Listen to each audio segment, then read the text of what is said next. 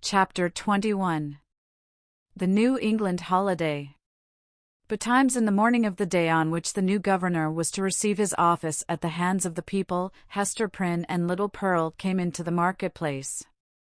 It was already thronged with the craftsmen and other plebeian inhabitants of the town, in considerable numbers, among whom, likewise, were many rough figures, whose attire of deerskins marked them as belonging to some of the forest settlements which surrounded the little metropolis of the colony.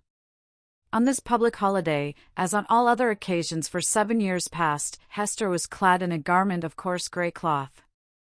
Not more by its hue than by some indescribable peculiarity in its fashion, it had the effect of making her fade personally out of sight and outline, while again the Scarlet Letter brought her back from this twilight indistinctness, and revealed her under the moral aspect of its own illumination. Her face, so long familiar to the townspeople, showed the marble quietude which they were accustomed to behold there. It was like a mask, or rather like the frozen calmness of a dead woman's features, owing this dreary resemblance to the fact that Hester was actually dead, in respect to any claim of sympathy, and had departed out of the world with which she still seemed to mingle. It might be, on this one day, that there was an expression unseen before, nor, indeed, vivid enough to be detected now, unless some preternaturally gifted observer should have first read the heart, and have afterwards sought a corresponding development in the countenance and mien. Such a spiritual seer might have conceived that, after sustaining the gaze of the multitude through several miserable years as a necessity, a penance, and something which it was a stern religion to endure, she now, for one last time more, encountered it freely and voluntarily, in order to convert what had so long been agony into a kind of triumph. Look your last on the Scarlet Letter and its wearer. The people's victim and lifelong bondslave, as they fancied her, might say to them. Yet a little while, and she will be beyond your reach. A few hours longer and the deep, mysterious ocean will quench and hide forever the symbol which ye have caused to burn on her bosom. Nor were it an inconsistency too improbable to be assigned to human nature, should we suppose a feeling of regret in Hester's mind, at the moment when she was about to win her freedom from the pain which had been thus deeply incorporated with her being. Might there not be an irresistible desire to quaff a last, long, breathless draught of the cup of wormwood and aloes, with which nearly all her years of womanhood had been perpetually flavored? The wine of life, henceforth to be presented to her lips, must be indeed rich, delicious, and exhilarating, in its chaste and golden beaker, or else leave an inevitable and weary languor, after the lees of bitterness wherewith she had been drugged, as with a cordial of intensest potency. Pearl was decked out with airy gaiety. It would have been impossible to guess that this bright and sunny apparition owed its existence to the shape of gloomy grey, or that a fancy, at once so gorgeous and so delicate as must have been requisite to contrive the child's apparel, was the same that had achieved a task perhaps more difficult, in imparting so distinct a peculiarity to Hester's simple robe. The dress, so proper was it to little Pearl, seemed an effluence, or inevitable development and outward manifestation of her character, no more to be separated from her than the many-hued brilliancy from a butterfly's wing, or the painted glory from the leaf of a bright flower. As with these, so with the child, her garb was all of one idea with her nature. On this eventful day, moreover, there was a certain singular inquietude and excitement in her mood, resembling nothing so much as the shimmer of a diamond, that sparkles and flashes with the varied throbbings of the breast on which it is displayed. Children have always a sympathy in the agitations of those connected with them, always, especially, a sense of any trouble or impending revolution, of whatever kind, in domestic circumstances, and therefore Pearl, who was the gem on her mother's unquiet bosom, betrayed, by the very dance of her spirits, the emotions which none could detect in the marble passiveness of Hester's brow. This effervescence made her flit with a bird-like movement, rather than walk by her mother's side. She broke continually into shouts of a wild, inarticulate, and sometimes piercing music. When they reached the marketplace, she became still more restless, on perceiving the stir and bustle that enlivened the spot, for it was usually more like the broad and lonesome green before a village meeting-house than the centre of a town's business. "Why, what is this, mother?" cried she. "Wherefore have all the people left their work today? Is it a play day for the whole world? See, there is the blacksmith. He has washed his sooty face, and put on his Sabbath-day clothes, and looks as if he would gladly be merry, if any kind body would only teach him how. And there is Master Brackett, the old jailer, nodding and smiling at me. Why does he do so, mother? He remembers thee a little babe, my child, answered Hester. He should not nod and smile at me, for all that, the black, grim, ugly-eyed old man, said Pearl. He may nod at thee, if he will, for thou art clad in grey, and wearest the Scarlet Letter. But see, mother, how many faces of strange people, and Indians among them, and sailors. What have they all come to do, here in the market-place? They wait to see the procession pass, said Hester. For the governor and the magistrates are to go by, and the ministers, and all the great people and good people, with the music and the soldiers marching before them. And will the minister be there? Asked Pearl. And will he hold out both his hands to me, as when thou ledst me to him from the brookside? He will be there, child, answered her mother, but he will not greet thee today, nor must thou greet him. What a strange, sad man is he, said the child, as if speaking partly to herself. In the dark night-time he calls us to him, and holds thy hand and mine, as when we stood with him on the scaffold yonder. And in the deep forest, where only the old trees can hear, and the strip of sky see it, he talks with thee, sitting on a heap of moss. And he kisses my forehead, too, so that the little brook would hardly wash it off. But, here, in the sunny day, and among all the people, he knows us not, nor must we know him. A strange, sad man is he, with his hand always over his heart. Be quiet, Pearl, thou understandest not these things, said her mother. Think not now of the minister, but look about thee, and see how cheery is everybody's face today. The children have come from their schools, and the grown people from their workshops and their fields, on purpose to be happy, for, today, a new man is beginning to rule over them, and so, as has been the custom of mankind ever since a nation was first gathered, they make merry and rejoice, as if a good and golden year were at length to pass over the poor old world. It was as Hester said, in regard to the unwonted jollity that brightened the faces of the people. Into this festal season of the year, as it already was, and continued to be during the greater part of 2 centuries, the Puritans compressed whatever mirth and public joy they deemed allowable to human infirmity, thereby so far dispelling the customary cloud, that, for the space of a single holiday, they appeared scarcely more grave than most other communities at a period of general affliction. But we perhaps exaggerate the grey or sable tinge, which undoubtedly characterized the mood and manners of the age.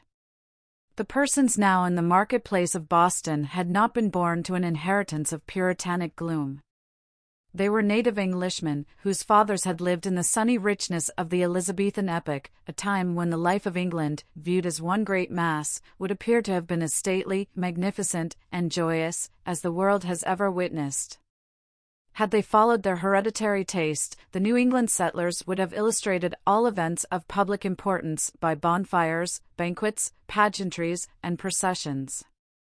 Nor would it have been impracticable, in the observance of majestic ceremonies, to combine mirthful recreation with solemnity, and give, as it were, a grotesque and brilliant embroidery to the great robe of state, which a nation, at such festivals, puts on. There was some shadow of an attempt of this kind in the mode of celebrating the day on which the political year of the colony commenced. The dim reflection of a remembered splendor, a colorless and manifold diluted repetition of what they had beheld in proud old London, we will not say at a royal coronation, but at a Lord Mayor's show, might be traced in the customs which our forefathers instituted, with reference to the annual installation of magistrates. The fathers and founders of the Commonwealth, the statesman, the priest, and the soldier, seemed it a duty then to assume the outward state and majesty, which, in accordance with antique style, was looked upon as the proper garb of public and social eminence. All came forth to move in procession before the people's eye, and thus impart a needed dignity to the simple framework of a government so newly constructed. Then, too, the people were countenanced, if not encouraged, in relaxing the severe and close application to their various modes of rugged industry, which at all other times seemed of the same piece and material with their religion. Here, it is true, were none of the appliances which popular merriment would so readily have found in the England of Elizabeth's time, or that of James, no rude shows of a theatrical kind, no minstrel, with his harp and legendary ballad, nor gleeman with an ape dancing to his music, no juggler, with his tricks of mimic witchcraft, no merry Andrew, to stir up the multitude with jests, perhaps 100 years old, but still effective, by their appeals to the very broadest sources of mirthful sympathy. All such professors of the several branches of jocularity would have been sternly repressed, not only by the rigid discipline of law, but by the general sentiment which give law its vitality. Not the less, however, the great, honest face of the people smiled, grimly, perhaps, but widely too. Nor were sports wanting, such as the colonists had witnessed and shared in, long ago, at the country fairs and on the village greens of England, and which it was thought well to keep alive on this new soil, for the sake of the courage and manliness that were essential in them.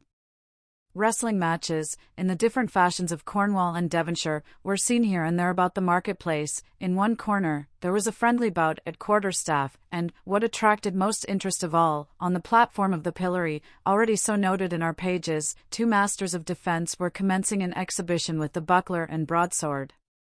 But, much to the disappointment of the crowd, this latter business was broken off by the interposition of the town beadle, who had no idea of permitting the majesty of the law to be violated by such an abuse of one of its consecrated places. It may not be too much to affirm, on the whole, the people being then in the first stages of joyless deportment, and the offspring of sires who had known how to be merry, in their day, that they would compare favourably, in point of holiday-keeping, with their descendants, even at so long an interval as ourselves. Their immediate posterity, the generation next to the early emigrants, wore the blackest shade of Puritanism, and so darkened the national visage with it, that all the subsequent years have not sufficed to clear it up. We have yet to learn again the forgotten art of gaiety. The picture of human life in the marketplace, though its general tint was the sad grey, brown, or black of the English emigrants, was yet enlivened by some diversity of hue. A party of Indians, in their savage finery of curiously embroidered deerskin robes, wampum belts, red and yellow ochre, and feathers, and armed with the bow and arrow and stone-headed spear, stood apart with countenances of inflexible gravity, beyond what even the Puritan aspect could attain. Nor, wild as were these painted barbarians, were they the wildest feature of the scene. This distinction could more justly be claimed by some mariners, a part of the crew of the vessel from the Spanish Main, who had come ashore to see the humours of Election Day. They were rough-looking desperadoes, with sun-blackened faces, and an immensity of beard. Their wide short trousers were confined about the waist by belts, often clasped with a rough plate of gold, and sustaining always a long knife, and in some instances, a sword. From beneath their broad-brimmed hats of palm leaf, gleamed eyes which, even in good nature and merriment, had a kind of animal ferocity. They transgressed without fear or scruple the rules of behavior that were binding on all others, smoking tobacco under the beadle's very nose, although each whiff would have cost a townsman a shilling, and quaffing at their pleasure draughts of wine or aqua vitae from pocket flasks, which they freely tendered to the gaping crowd around them. It remarkably characterized the incomplete morality of the age, rigid as we call it, that a license was allowed the seafaring class, not merely for their freaks on shore, but for far more desperate deeds on their proper element. The sailor of that day would go near to be arraigned as a pirate in our own. There could be little doubt, for instance, that this very ship's crew, though no unfavorable specimens of the nautical brotherhood, had been guilty, as we should phrase it, of depredations on the Spanish commerce, such as would have periled all their necks in a modern court of justice. But the sea in those old times heaved, swelled, and foamed very much at its own will, or subject only to the tempestuous wind, with hardly any attempts at regulation by human law. The buccaneer on the wave might relinquish his calling and become at once, if he chose, a man of probity and piety on land, nor, even in the full career of his reckless life, was he regarded as a personage with whom it was disreputable to traffic or casually associate. Thus the Puritan elders, in their black cloaks, starched bands, and steeple-crowned hats, smiled not unbenignantly at the clamour and rude deportment of these jolly seafaring men, and it excited neither surprise nor animadversion when so reputable a citizen as old Roger Chillingworth, the physician, was seen to enter the marketplace in close and familiar talk with the commander of the questionable vessel. The latter was by far the most showy and gallant figure, so far as apparel went, anywhere to be seen among the multitude. He wore a profusion of ribbons on his garment, and gold lace on his hat, which was also encircled by a gold chain, and surmounted with a feather. There was a sword at his side, and a sword cut on his forehead, which, by the arrangement of his hair, he seemed anxious rather to display than hide. A landsman could hardly have worn this garb and shown this face, and worn and shown them both with such a galliard air, without undergoing stern question before a magistrate, and probably incurring a fine or imprisonment, or perhaps an exhibition in the stocks. As regarded the shipmaster, however, all was looked upon as pertaining to the character, as to a fish his glistening scales. After parting from the physician, the commander of the Bristol ship strolled idly through the marketplace, until happening to approach the spot where Hester Prynne was standing, he appeared to recognize, and did not hesitate to address her. As was usually the case wherever Hester stood, a small vacant area, a sort of magic circle, had formed itself about her, into which, though the people were elbowing one another at a little distance, none ventured or felt disposed to intrude. It was a forcible type of the moral solitude in which the Scarlet Letter enveloped its fated wearer, partly by her own reserve, and partly by the instinctive, though no longer so unkindly, withdrawal of her fellow creatures. Now, if never before, it answered a good purpose by enabling Hester and the seaman to speak together without risk of being overheard, and so changed was Hester Prynne's repute before the public, that the matron in town, most eminent for rigid morality, could not have held such intercourse with less result of scandal than herself. "So, mistress," said the mariner, "I must bid the steward make ready one more berth than you bargained for. No fear of scurvy or ship fever this voyage. What with the ship's surgeon and this other doctor, our only danger will be from drug or pill, more by token, as there is a lot of apothecary's stuff aboard, which I traded for with a Spanish vessel." "What mean you?" inquired Hester, startled more than she permitted to appear. "Have you another passenger?" "Why, know you not," cried the shipmaster, "that this physician here, Chillingworth he calls himself, is minded to try my cabin fare with you? You must have known it, for he tells me he is of your party, and a close friend to the gentleman you spoke of, he that is in peril from these sour old Puritan rulers." "They know each other well, indeed," replied Hester, with a mien of calmness, though in the utmost consternation.